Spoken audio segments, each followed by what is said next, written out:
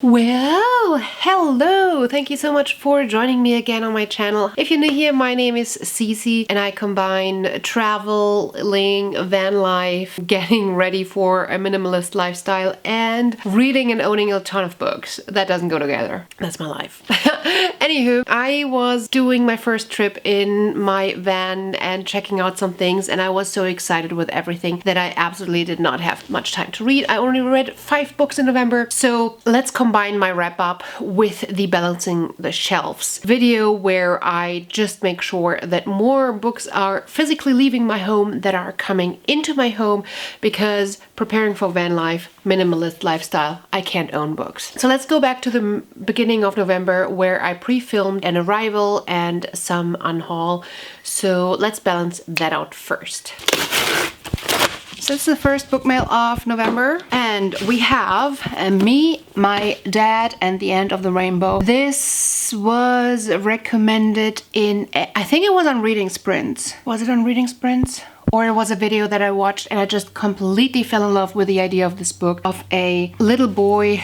It is a middle grade and he is learning about his dad's identity. Are you ready for a rainbow-colored, joy-filled adventure? My name's Archie and I know 2 things for certain. My mom and dad kind of hate each other. They're keeping a big secret from me. All Archie wants is for them to be a happy family again, but then he overhears Dad's secret and his dream is blown apart. When a colorful flyer falls out of Dad's pocket, Archie thinks he may have found the answer. Only problem, that answer might just lie at the end of the rainbow. It's so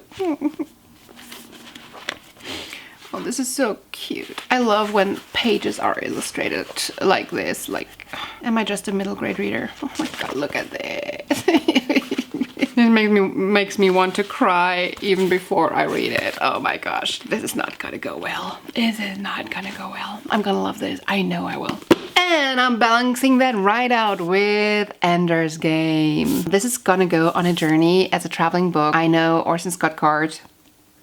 I know. Still, this book means a lot, like a lot to me. It was the first sci-fi that I read. It kind of opened up my mind to challenge my way of thinking and perception, and how I'm going to challenge my perception. So I really love this book for so many reasons, and I want this to become a traveling book, and I think that this copy is really cute, and it's gonna go on a journey and potentially come back to me in a couple of years, but for now it's unhauled. Okay, now that we're back, we're going to dive into the 5 books that I read in November, and we're going to dive into the new arrivals that are here waiting to be unpacked. Actually, there's one more.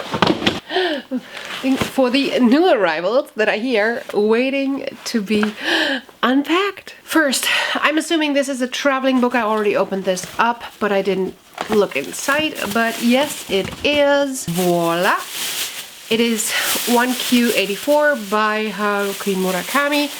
And I am excited and not excited at the same time. Didn't have the best experience with Haruki Murakami. It just isn't my taste. Magical realism is going too far for me. But I'm gonna give this very, very famous book another shot. So this is moving in. Balancing that out. I don't know if I have already balanced something out with this one. So if I have, I'm sorry. I don't remember if I've already unhauled this officially, because I wanted to send this on. It is a traveling book as well. So a traveling book pretty much means that quite a few people are reading it in this group that I'm in, and then we write comments in it, everybody in like a different colored pen. Then you get to read an annotated book with a lot of comments, something like this, from your friends. I love when you're starting to get to know all these people, and it's amazing. So this is going to move on. This is mine, and this is going to start its journey.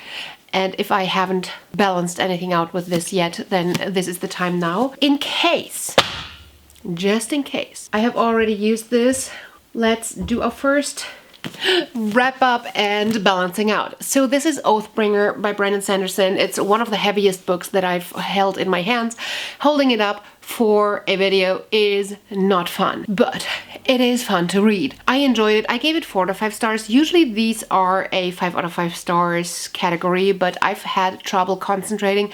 It could have been me. It could have been me. But I only give 5 stars if it is objectively good, which is 4 out of 5 stars, and it gives me this emotional yes. And that was missing for me in this one. It was objectively good. I enjoyed the story. I enjoyed a lot of the backstory. I enjoyed a lot of how the ties were woven together, but I'm not sure that I got everything. And I feel like this potentially might be a book and or a series that only really unfolds and you only really start to understand the second time around when you're reading it. I think it's just too big to understand the first time around. Anywho, this is moving on to the next person. That's what I'm balancing it out with. Next, we have the Once Upon a Book Club.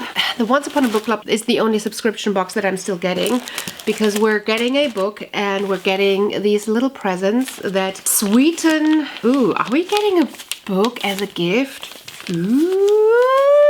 So we get like 5 gifts that we're allowed to open up as soon as we hit that certain page, and then something out of the book comes to life, which I just love that concept. I don't know anything about this book, The Night She Disappeared. I'm assuming this is a thriller. I've read something else by Lisa Jewell and I enjoyed it. It's not necessarily my full type of genre, so I probably wouldn't go out into a store and purchase it. But when I do read one that's good, then I really do enjoy it. It's just that I'm not going out to purchase anything because I could easily get like this overkill. So what is this about? An intricate web of people whose lives are forever changed in the wake of a young couple's disappearance. Okay, probably gonna read it this month. The next wrap up is the Design Thinking Toolbox. I will not be balancing the book out with this one because I intend to keep this. This is a nonfiction book and it gives several different ideas and, well, tools, hence Toolbox, for a design thinking workshop or process. I think that this is actually interesting for everyone who is working in an office setting where you're trying to be creative in some way, shape, or form. So as soon as you are in an office setting where you tend to have brainstorming sessions, I think that you might have some tools in here that could be really helpful. Or as soon as you are trying to work out an issue a little bit more creative. I wonder, potentially you might want to read another book first to be introduced to the design thinking process and what that means. Because by design thinking, we're not talking like product design or something. We're talking design in terms of process and people. So as soon as you're in an office setting, take a look at design thinking. I think it's brilliant. I think it just opened up my whole universe in terms of what's possible and how you can approach things. So I'm keeping this because this is my toolbox and I don't want to give it away. So I found something on my shelf that I really enjoyed, but I don't need anymore because I don't plan on reading it again. So I'm balancing it out with Freakonomics. Okay, next we have something from World of Books. I don't even remember what I ordered. This might have been a long time ago. Blink. The Power of Thinking Without Thinking. I don't even remember ordering this, but I think that I've seen this I think I've actually seen this in a van life video. Somebody was reading a couple of non-fiction books that I found super interesting and I ordered them all before I left. Power of Thinking Without Thinking, it just sounds super interesting. I am not sure what it is about, but I'll find out at one point, right?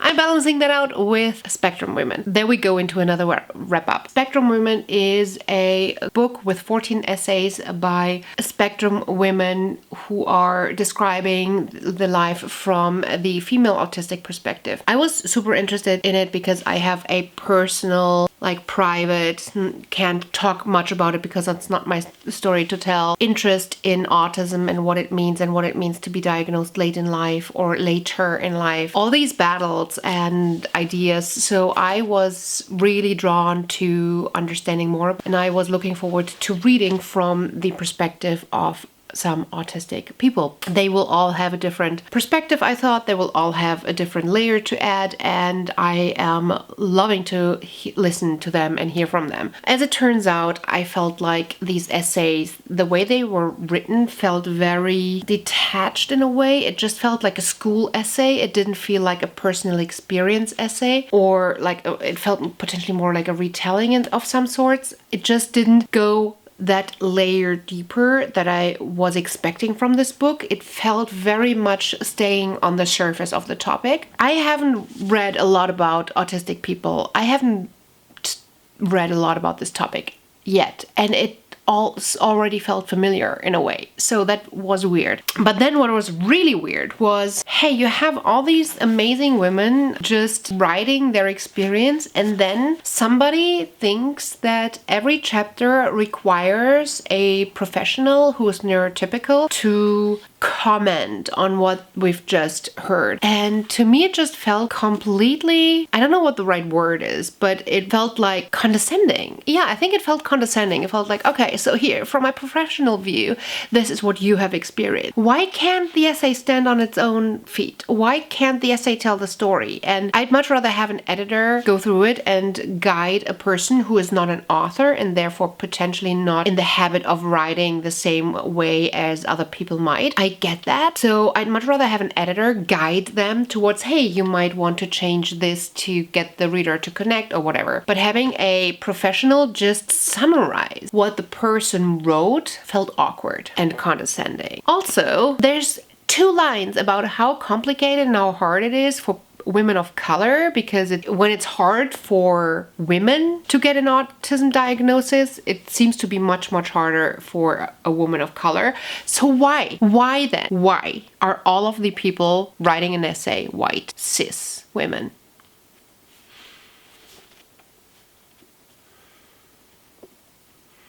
Yeah.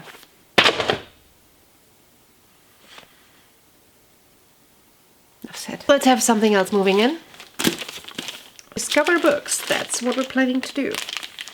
That's probably another non-fiction that I bought in my... Ooh, that's a beautiful shelf in that van. Let's order everything on that shelf frenzy. Running with Scissors. No, I think this was on my... this was on my journey of trying to find more like memoirs and additional layers of understanding different mental health perspectives. And I think this just came up and it had really good ratings, so I was intrigued. Running with Scissors is hilarious, freaky deaky, berserk, controlled, transcendent, touching, affectionate, vengeful, all-embracing. It makes a good run at blowing every other memoir out of the water. Running with Scissors promotes visceral responses of laughter, wincing, retching on nearly every page. Funny and rich with child's eye detail of adults who have gone off the rails. It is as funny as it is twisted. I don't remember what it was about and why I ordered it though. Can you just give me something so we know? Why does this book not say anything about what it is about? How do you sell this book? Just with a sticker, now a major motion picture? Really? There's no information about what this book is about aside from being a funny memoir. It's gross, shocking, and humor. Like, give me more. Give me a little bit more. Anyways, I guess you're gonna have to look it up, but... or wait until I read it and I give you a wrap up. So I'm balancing that out with The Girl with the Dragon Tattoo. This is the German version. It's a traveling book. I wrote in it. I enjoyed reading this a lot. I actually read it in German, which I do enjoy when I'm reading something that's translated from a different language. And I love, look how many people already read this. This was so much fun. I really enjoyed the story. I was hooked. I just felt like it just felt like a good thriller in a way that I was captivated, and I needed that, and it was fun, and I'm really looking forward to continuing in the story. I just do not understand the cover of this book. I really do prefer the English cover so much more, where it's mainly based on typography. And here is another book that I got from my haul because I've seen it in a van video. Dopamine Nation, Finding Balance in the Age of Indulgence. This triggered my interest because my son has been talking about dopamine and what it does or it does not do in his case, and how he deals with dopamine, and I just found his perspective so interesting, how he looks at his own life and analyzes his own behavior. I find actually inspiring. He is 16 years old and I find it impressive how he does that. And since he's most likely going to be editing it, I have to carefully choose my words here. But yeah, I just felt intrigued to read more about dopamine and what it does in our brain, in our body, and how that fits into our current world. So this is why I wanted to get it. The next book that I finished in November was Peter Darling. I didn't have that as a physical book, so I can't balance this book out with it, but let me talk to you about Peter Darling. I'm not the biggest fan of retellings, but this one, no. It is a Peter Pan retelling, and Peter at heart, in his brain, he acts like a child, and he still does. Now, enter a retelling that sexualizes a lot of things in a really weird way, and we get a really weird Hook, Wendy, Peter. No, it just felt awkward and wrong on so many levels. I just couldn't. There was something else that really bothered me, but it kind of disappeared next to this. I'm balancing that out with Why Men Don't Have a Clue and Women Always Need More Shoes. I enjoyed these nonfiction books for a while about behavior, about where we come from, and especially like Barbara and Alan Pease. I read a couple of books by them and I found them interesting. I just don't need to keep them when I'm moving in the van, so bye-bye. That actually moved the camera. Okay, here's the last book that's moving in. I haven't opened this, so let me get some scissors. All right, so another Once Upon a Book box, which I'm super excited to see what we have this month. She could shut out the world, but the other times we can't see the rest of the quote. Yeah, these always come with a nice postcard of a quote. Ooh. Sorry, I'm seeing a box in here. I'm like, let's not even look at the book. This packaging is everything. Look at that box. That actually fits something perfectly. I just wish that this was really wood, or I could replace it with wood, because this is awesome. And there's even something in there. Oh my gosh. Intriguing. I also always like how they're like designing everything. So we have In Another Light. When a woman sees her dead ringer, double lives cross paths. What?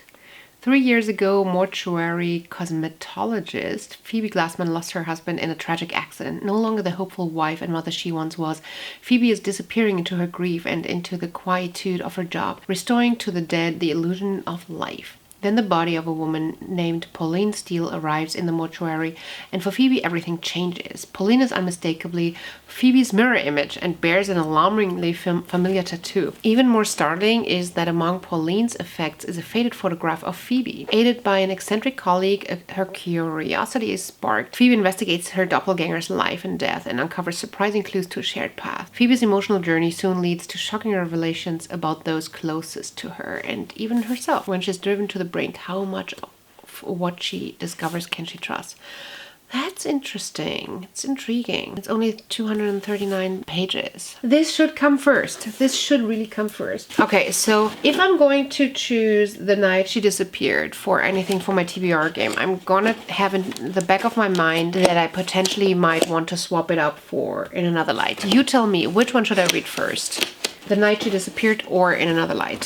Which one should I go first? Balancing that out with another Ellen Barbara Pierce, Why Men Don't Listen and Women Can't Read Maps. And we have all of these that I'm unhauling as well. I have another Ellen Barbara Pierce, The Leviathan Wakes. I really enjoyed the first one. I want to continue in the series, but I don't need to keep it. Lead from the Outside by Stacey Abrams. Wonderfully interesting leadership book that I really enjoyed, and I tagged a few things. I don't know if you can see that. So it's not like I want to go back and look things up. Seven Eves, I loved it. It was the sci-fi that I needed. And The Yellow Wife, my current abso-freaking-lutely favorite historical fiction. Hoping that it wins some like award, like of the year award, because this is it for today. Hence, thank you for sitting through balancing my shelves, which I've successfully done.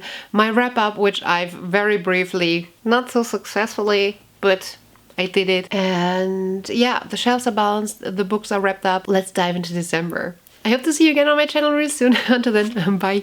Just loving this moment. Can we stay here forever? I'm loving this moment. Can we stay here together? If I could stop the time, don't you know?